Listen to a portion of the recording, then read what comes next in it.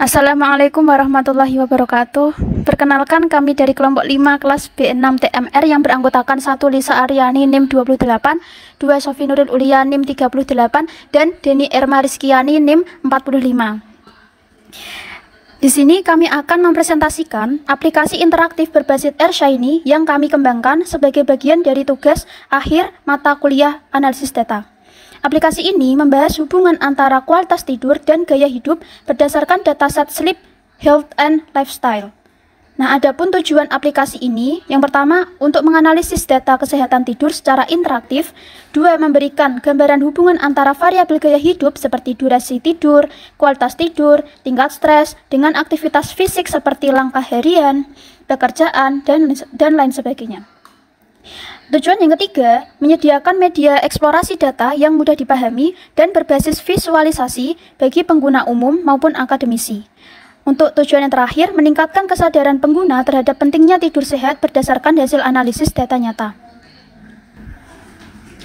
Untuk tampilan awalnya ini, kami menggunakan sidebar dengan panel utama yang terdiri dari navbar menu dan tab panel. Di menu awal yang menggunakan navbar menu ini terdapat prinsip dasar penyajian data. Pada menu ini dibagi lagi menjadi 2 submateri dengan penggunaan fitur interaktif tab panel yang berisi informasi dasar dataset serta ukuran pemusatan dan penyebaran data. Yang pertama di sini adalah informasi dasar dataset.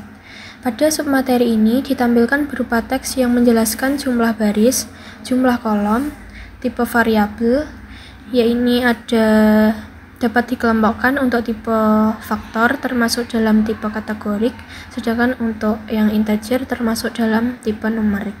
Kemudian pada deskripsi singkat seperti gender, occupation, sleep disorder ini termasuk dalam tipe kategorik, sehingga hasil interpretasinya hanya berupa frekuensi dari masing-masing variabel.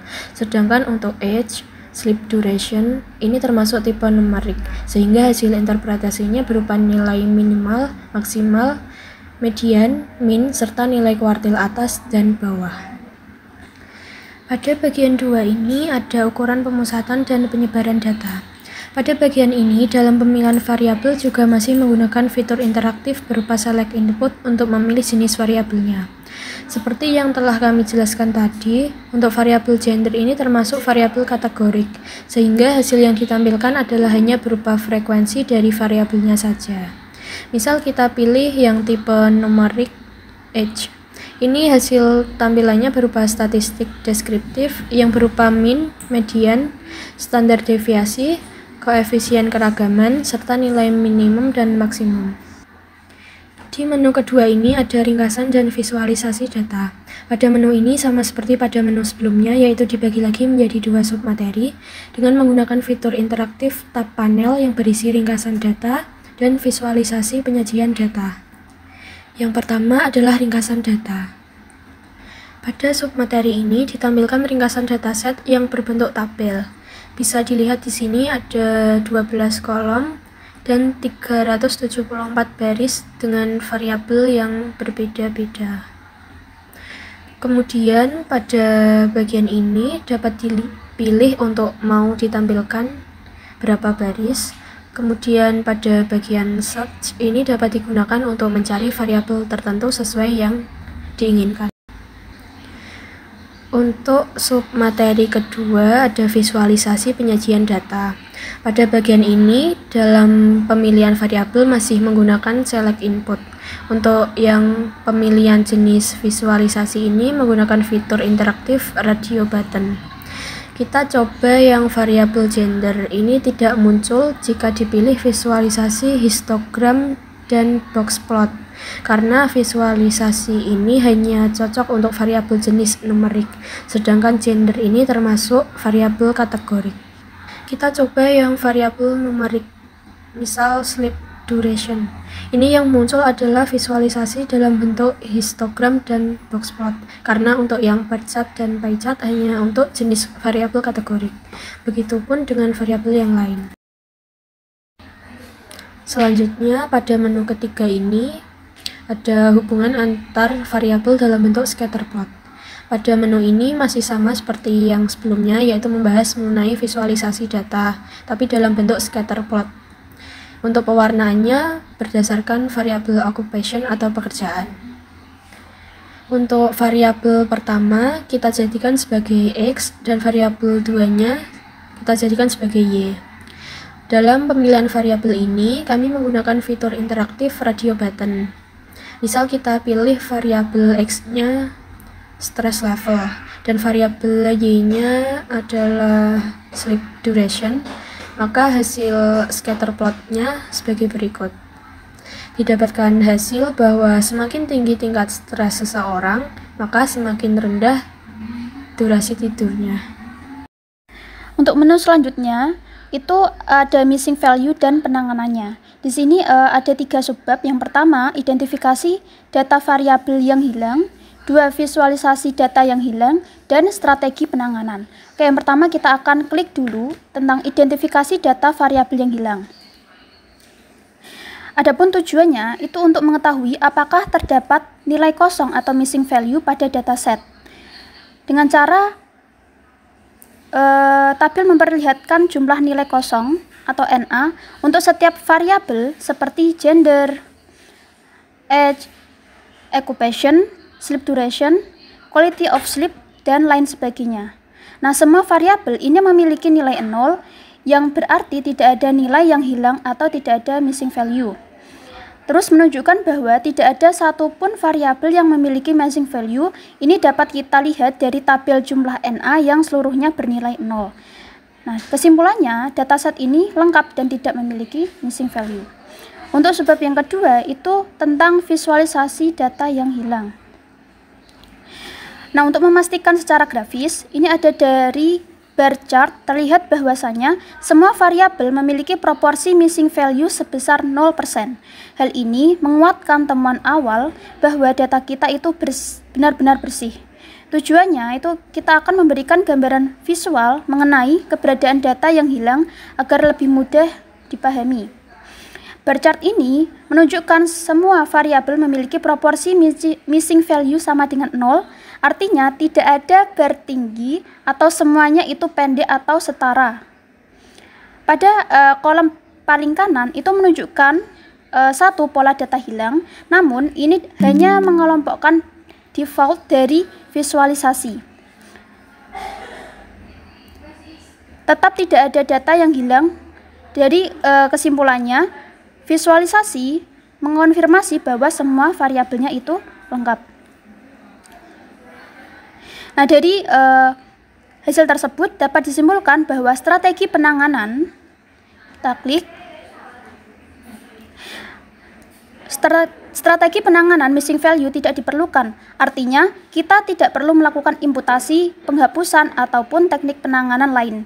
Dataset dalam kondisi ini siap untuk digunakan ke tahap analisis selanjutnya. Oke, selanjutnya tentang transformasi data. Di sini ada 2 subbab. Yang pertama ada kita bisa cek data. Yang kedua, kita bisa melihat penjelasan transformasi datanya. Nah, setelah memastikan data lengkap, kami lanjut ke tahap pengecekan distribusi normal yang sangat penting untuk menentukan jenis uji statistik yang sesuai. Sebagai contoh, saya memilih variabel numerik umur atau age untuk diuji. Dari histogram, kita bisa melihat sebaran usia yang tidak membentuk kurva normal. Hasil ini diperkuat oleh Kiki plot di mana titik-titik data tidak mengikuti garis diagonal dengan baik.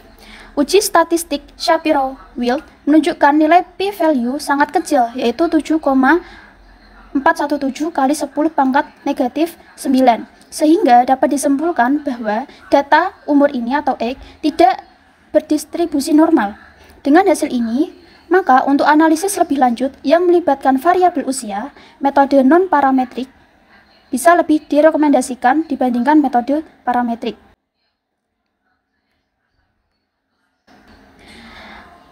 Penjelasannya, untuk transformasi data biasanya dilakukan untuk menyesuaikan bentuk data agar memenuhi asumsi tertentu, seperti normalitas, skala yang seragam, atau kesiapan untuk dimasukkan ke dalam model statistik. Namun, dalam kasus ini transformasi tidak dilakukan dan berikut penjelasan alasannya. Pertama, variabel numerik itu sudah dalam skala dan nilai yang wajar. Variabel seperti umur atau age dan sleep duration atau durasi tidur merupakan data numerik dengan skala yang realistis dan tidak ekstrim. Contohnya, usia berkisar antara 20-80 tahun. Durasi tidur berada pada kisaran umum misal 4-10 jam. Walaupun secara statistik uji Shapiro-Wilk menunjukkan bahwa data tidak berdistribusi normal atau p-value-nya itu kurang dari 0,05, dari histogram dan Kiki plot terlihat bahwa bentuk distribusinya itu tidak terlalu menyimpang secara visual. Ini artinya meskipun tidak normal secara statistik, tidak ada bentuk ekstrim atau outlier besar yang memerlukan transformasi seperti log, square root, atau normalisasi. Jadi kesimpulannya yaitu distribusi data numerik ini cukup baik dan tidak perlu diubah bentuknya. Nah, untuk yang kedua tentang variabel kategorikal sudah berupa label yang jelas. Di sini variabel seperti gender, occupation, dan BMI kategori adalah data kategorikal yang sudah tersusun dalam bentuk label deskriptif yang mudah dipahami. Misal nih, gender atau jenis kelamin, itu male dan female. Untuk occupation atau pekerjaan ada dokter, nurse atau perawat, engineer atau teknik, dan lain sebagainya. Dan untuk BMI kategori seperti overweight, obese, normal, dan underweight. Nah, karena belum masuk ke tahap modeling atau seperti regresi atau klasifikasi, maka tidak perlu encoding tambahan seperti one hot encoding atau label encoding. Jadi kesimpulannya itu, untuk keperluan eksplorasi dan visualisasi, label kategori ini sudah cukup dan tidak perlu dirubah lagi. Untuk poin yang ketiga, tidak ada outlier atau sebaran yang ekstrim. Nah, saat dilakukan eksplorasi data melalui histogram, box plot, atau summary statistik, tidak ditemukan data yang menyimpang jauh dari pola umum atau outlier yang ekstrim. Juga tidak ditemukan distribusi yang terlalu miring ke kiri ataupun ke kanan, yang biasanya itu mengganggu analisis ataupun visualisasinya. Jadi untuk kesimpulannya itu tidak ada kebutuhan untuk mentransformasi data, hanya untuk mengatasi outlier atau distribusi miring. Kesimpulan umumnya tentang transformasi data ini, bahwa semua variabel baik numerik maupun kategorikal itu telah berada dalam bentuk yang sesuai, baik dari segi skala, label, dan distribusi. Oleh karena itu, transformasi data tidak dilakukan karena data numerik cukup normal secara visual, data kategorikal jelas dan tidak perlu encoding tambahan, dan tidak ada outlier maupun distribusi yang mengganggu analisis. Oke, selanjutnya kita lanjutkan ke visualisasi data teks. Untuk visualisasi data teks ini menggunakan variabel kategorikal yang mana menggunakan word cloud. Pada tampilan ini, kami memilih variabel semisal occupation. Pada visualisasi ini dapat membantu kita melihat profesi apa sih yang paling banyak muncul dalam dataset. Semakin besar ukuran teks suatu profesi, maka semakin banyak pula jumlah kemunculannya. Terlihat bahwa profesi seperti nurse atau perawat, dokter maupun engineer itu mendominasi data, sementara profesi lain seperti teacher, lawyer, salesperson itu memiliki frekuensi yang lebih rendah. Nah, pada word cloud ini itu memberikan gambaran awal yang sangat berguna dalam eksplorasi data, terutama ketika kita ingin memahami distribusi variabel kategori dengan cepat dan menarik secara visual. Nah, semisal kita pilih blood pressure, tidak akan muncul tampilan word cloud karena datanya berupa angka. Jadi meskipun blood pressure ini masuk ke variabel kategorikal, namun ketika diklik tidak muncul word cloud-nya, gitu ya. Nah, berdasarkan beberapa poin yang telah kami jelaskan, dapat disimpulkan bahwa dataset ini cukup siap untuk menganalisis lebih mendalam. Dengan data yang bersih dan wawasan awal tentang distribusi, kita bisa melanjutkan ke tahap eksplorasi hubungan antar variabel, modeling, ataupun analisis lanjutan lain. Sekian penjelasan kami mengenai aplikasi AirShiny yang berjudul Analisis Pola Tidur dan Gaya Hidup Sehat.